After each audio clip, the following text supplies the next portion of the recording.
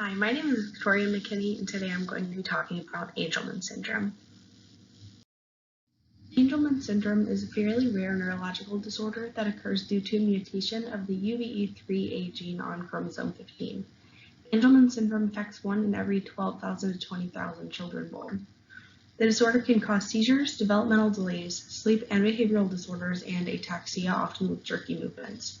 People with this condition are often diagnosed within the first year of life due to developmental milestones not being met, such as movement, learning, and speech milestones. The most common developmental delays include lack of speech, poor motor skills, and issues with balance. Most children with the disorder also begin having seizures around 1 to 3 years old. These seizures are reoccurring, meaning most people with Angelman syndrome also have epilepsy.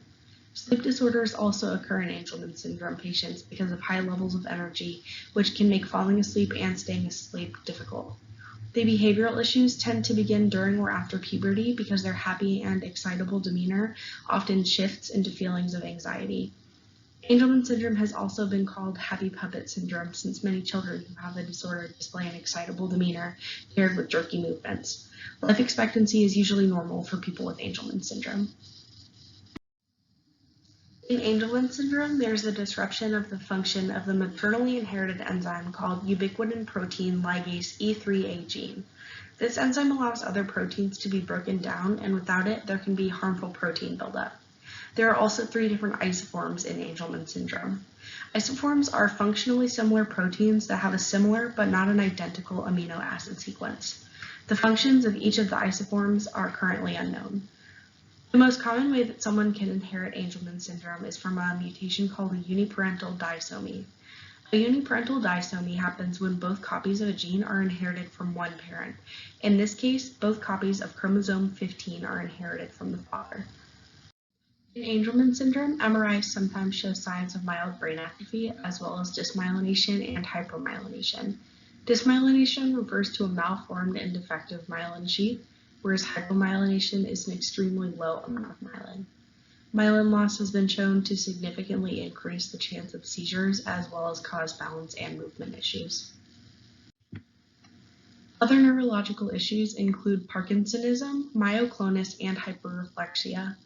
Other than that, there's hypertonia, which is muscle overactivity that occurs when communication between the brain and spinal cord is interrupted, and premature thelarchy, which is breast development at an early age, usually younger than 8.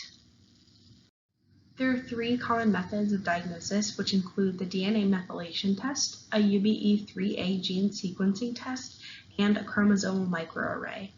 The DNA methylation test examines chromosomal patterns and histone modification by methyl groups. The UBE3A gene sequencing test tests maternal mutation of the UBE3A gene if the DNA methylation test comes back normal. A chromosomal microarray looks for duplicated and deleted chromosomal segments. This is usually done through blood testing. The blood test requires a blood sample from the mother, father, and child being tested. The blood test allows the child's chromosome 15 inheritance to be determined, and if the maternal copy is lacking, the diagnosis of Angelman syndrome is made. Currently, there is no cure for Angelman syndrome, although there are certain treatments to aid in comfort and quality of life for those diagnosed with the condition. The main treatments are a combination of medications and therapies. Medications are often used to treat seizures, anxiety, and acid reflux, which is a common issue in patients with Angelman syndrome. Dietary and physical therapies are both common forms of treatment. Dietary therapies aid in reduction of acid reflux, while physical therapies help patients learn to move around more effectively and help with learning balance. Sleep training is used to aid in sleep issues, and in sleep training, a regular sleep schedule and bedtime routine is maintained, along with keeping a clutter-free sleeping environment, not allowing the child to become overactive before bedtime, and limiting screen time. All of these treatments in combination can help improve the overall well-being of patients with Angelman syndrome. Recent research on Angelman syndrome has shown that early reinstatement of the UBE3A gene has greater success in neurocognitive rescue than reinstatement in adulthood. This means that researchers were able to restore neurocognitive function in young mice with Angelman syndrome if they were able to reactivate the UBE3 gene early enough. More recently than this, the link between epilepsy and brain abnormalities were studied. It was found that the onset of seizures during the first year of life is highly associated with increased prevalence of brain abnormalities, which often occurs in Angelman's.